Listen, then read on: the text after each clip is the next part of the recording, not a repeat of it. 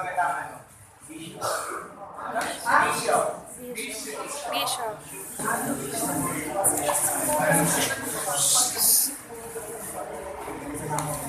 Hindi ako bishop tao. Hindi ako umiinom. Susugal. O naninigarilyo. Kahit pa sabihin nila sa akin, masarap daw to. Kasi naniniwala ako, balang araw, ito raw ang pamilya. Pero nagbago ang lahat kung makilala kita. Kasi nalasing ako sa maganda mong mukha. Nalilong ako sa nakahawa mong tawa na adik ako hindi ka nang mamamata.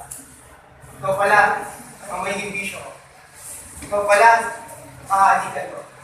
Ikaw pala ang magiging kahingaan ko. Ikaw ang magpapakasma sa aking mga palad. Ikaw ang magpapakinig sa mga tuhod ko. Ikaw pala ang magpapatibok sa puso kong lumugna para mabuhay pang muli.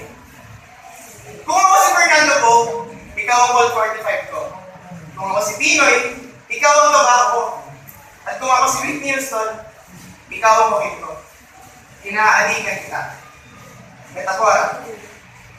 Para sa puso kong minasak ng mga nagdaang bagyo na kung sino-sino ang pangalan, ikaw ang nag-rehabilitation center ko. Sa puso kong kinailangan itong ikadena, sa tindi ng addiction nito, ikaw ang rehabilitation center nito. Ikaw ang kinaadikan ko. Ikaw ang bisyo ko. Pero tulad ng ibang bisyo, mas nagangat pa ako. Hindi sapat na gabi-gabi na tayo ng lumusap sa telepono. Hindi sapat na ako lang ang nakararamdam sa'yo. Hindi sapat na kaibigan mo lang ako. Ang alam, para sa pinakamasarap nitong lasa, ay inililihim, kinikimkim, tinatago. Inililihim, kinikimkim, tinatago. Tulad ng nararamdaman ko sa'yo. Hindi tulad ng alak. Kapag tinago mo, ay bigla na lang sasarap dito tulad ng silvesan na matamis. Ang bawat lasap, ang nararamdaman ko, nung kilimkim ko, sumabaw. Bandang dulo na paamin na rin ako sa iyo. Salamat sa Diyos. Hindi ka tumangin. Mas lalo ka pang nahikayat sa aking tabi. Hindi yung tulad ng unang beses ka uminom ng cerveza na biglang mo lang tatanggihan. Hindi rin ako marunong sumugal. Hindi ako sumasali sa pasugalan sa bagay namin. Hindi ako marunong mag-paong eats, mag-jong, busoy, mag-lucky night, mataya sa ending, ano pa ba? Basta hanggang buhay lang talaga ako. Ayoko sumugal. Takot akong sumugal. Takot akong sumugal. Pero nung dumating ka sa buhay ko, nalaman ko, kinailangan ko maging matapang kasi ikaw ang pagsugal. Ikaw ang pagsasakripisyo. Ikaw ang sugal. Ikaw ang bisyo. Bisyo. Sa inaababa ng pag-isama natin ngayon palang nalaman ng Biblia ako.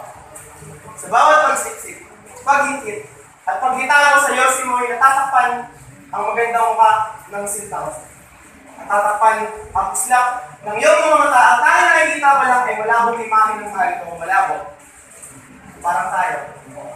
Parang mga kinikilos mo. Malabo ang mga kinikilos ko. Minahal mo ba talaga ako? O naawa ka rin sa akin? Malipas ito eh. Nagdaan pa ang mga lumilong-milong mga pag-aaway at di natin pagkakasundo hanggang sa dumating sa araw na isawa ka na sa akin. Iniwan mo ako. Nung gabing iniwan mo ako, hindi ko alam kung anong gagawin. Kung nakilala ko na ba yung langit, kung alam ko na ba yung tamis, kung alam ko na ba yung lahat. Pero pinakilala ako sa drugs. Pinakilala ako sa cocaine, shabu, marijuana.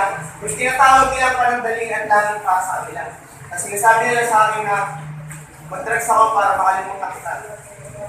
Mapait, di masarap sa unang lasap. Pero nung matikman kong alin, napakapit na lang ako ng mahigpit. Nakakala ko, akin na ang langit at sa napapikit na lang ako dahil hindi ko na alam sumunod sa palabas. Ang buhay isang malaking palabas. Papatikinin ka lang ng tamis sa simula. Sasaktan ka lang ng pala. Sasaktan mo lang ng pala. Saktan ako sa lahat ng ginawa ko. Saktan ako sa lahat ng mga pinangako mo. Saktan ako sa mga pangako mo hanggang pangako lang. Sana nagpangako ka na ng tayo. Para fix ka. Kaya ngayon, natauhan ako. Hindi mo na kailangan ng bishop para lang makalimutan ka. Sinukuhan ko na yung pag-iinom ng alak, yung pagsusugal, yung pagdadrugs. Pero naniniwala ako, maghihintay pa rin ako. Kasi hindi ako mabisyong tao. Hindi ako umiinom, hindi ako nagsusugal, hindi ako nangingaling. Dahil kung magkakabisyo man ako, yun na yung pagkalasisyon sa mga pangakong sinira.